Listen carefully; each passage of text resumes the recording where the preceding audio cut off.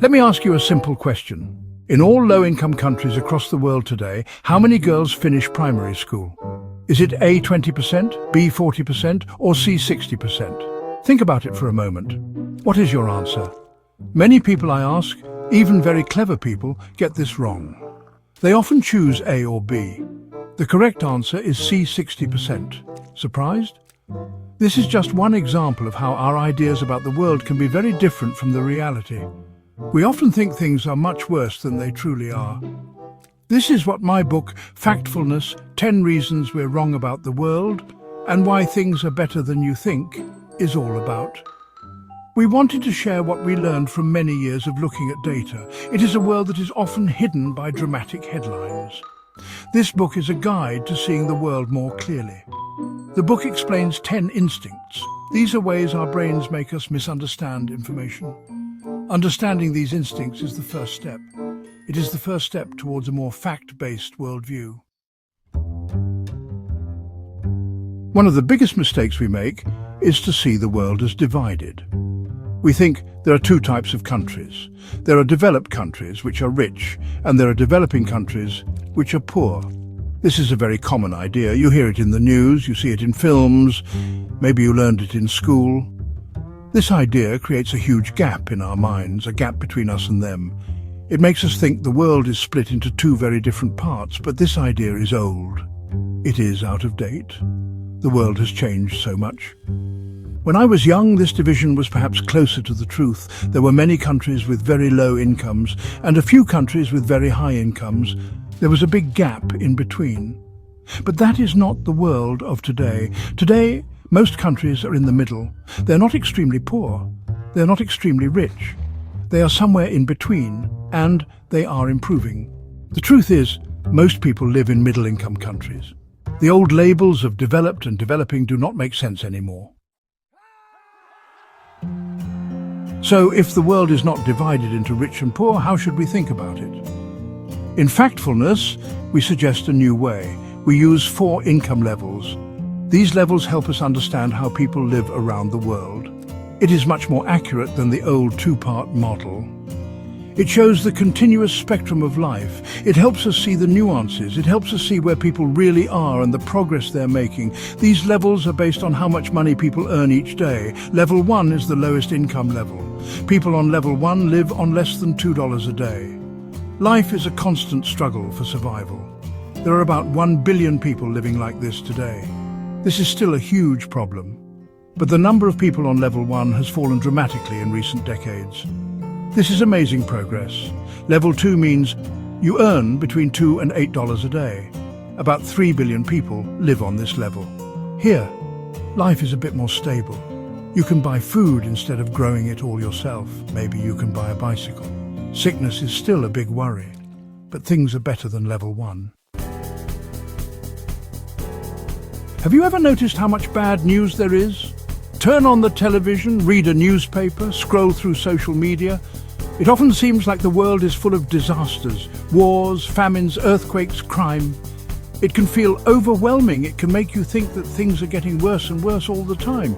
This feeling is very common, but it is often misleading. This is because of what we call the negativity instinct. Our brains are wired to pay more attention to bad news. Bad news is often sudden and dramatic. A plane crash is a big event. An earthquake causes immediate destruction. These things grab our attention. Journalists report on them because they are newsworthy. Good news, on the other hand, is often slow. It happens gradually over many years. Think about the number of children dying before their 5th birthday. Section 5. Lines don't always go straight up. Another way our brains can trick us is with the straight line instinct. When we see a trend, like a line going up on a graph, we often assume it will continue in that same straight line forever. If the population is growing, we imagine it will grow faster and faster. If house prices are rising, we think they will rise indefinitely. This seems logical, but in the real world, straight lines are actually quite rare. Most trends do not continue in a straight line forever. Think about the world's population. For a long time it was growing very fast. The line on the graph was going up steeply. Many people worried about a population explosion. They imagine cities overflowing, resources running out. But if you look at the data carefully, you see something different. The number of children per woman has been falling dramatically all over the world. Families are getting smaller. So, while the total population is still growing, the rate of growth is slowing down. The line is starting to curve. Section 6, when fear takes over our brains. Fear is a very powerful emotion. It helped our ancestors survive in a dangerous world. When they saw a lion, fear made them run or fight. This is the fear instinct. It is built into our brains. It helps us react quickly to perceived threats. In today's world, this instinct can still be useful, but it can also mislead us. It can make us focus on the wrong things. It can make us overestimate some risks and underestimate others. This distorts our view of the world.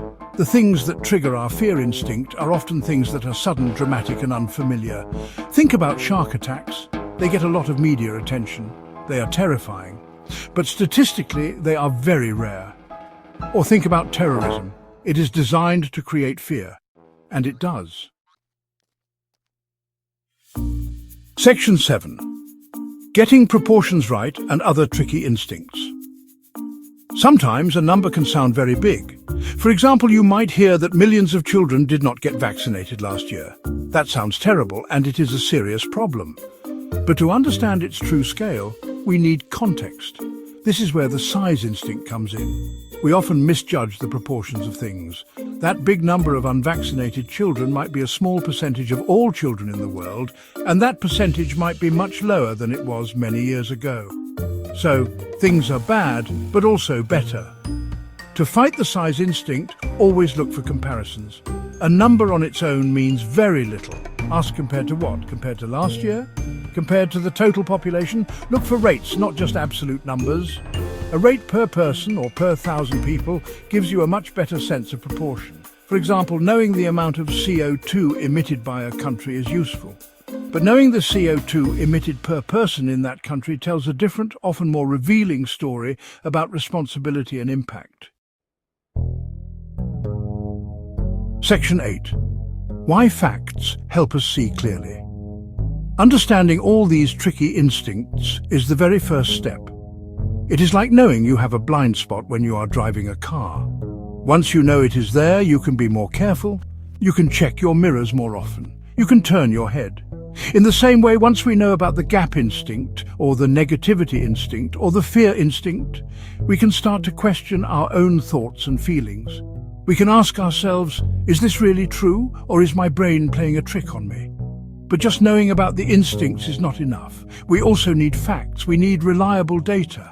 Facts are the tools we use to fight our instincts. They are like the glasses that help us see the world more clearly. Without facts, we're just guessing. We're relying on outdated ideas, or dramatic stories, or our own biases. With facts, we can build a picture of the world that is much closer to reality.